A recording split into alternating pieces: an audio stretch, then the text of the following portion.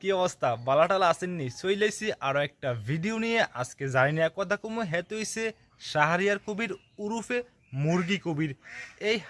হালারে আমার মনটা চাইতো সব সময় জুতা দিয়ে গালটির দূরে ফিডাই যখন টক শু দেখতাম হেতে টক শুতে এসে কি বড় বড় কথা কইতো কি ইসলাম বিদ্বেষী কথা কইতো একটা বিষয় লক্ষ্য করছেন ফ্যাসিস্ট সরকারের আমলে এই নাস্তিক এই বামপন্থীদের কিন্তু উত্থান হয়েছে এগুলা যেমনে পারছে এমনি আইসা কিন্তু ইসলাম বিদ্বেষী কথাবার্তা বলছে টকশোতে বৈশা যাই হোক এই মুরগি কবিরে ঘাতক দালাল নির্মূল কমিটির সভাপতি মুরগি কবির গতকাল গ্রেফতার হয়েছে আপনারা জানেন আমার কিন্তু হেভি ভাল লাগতেছে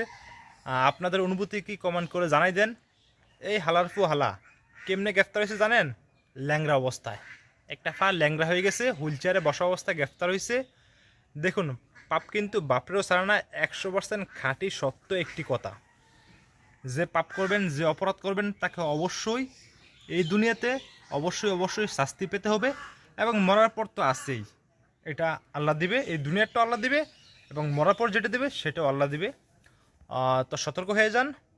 এই মুরগিসুর এই যে শাহরিয়ার কবির হেতের মতো আর কি হইেন না আমার মনে হয় না হেতের মতো ঘৃণিত ব্যক্তি আমি ভবিষ্যতে আর দেখতে পারবো আপনারা সবাই সতর্ক হয়ে যান আর আমরা চাই প্রত্যেকে এই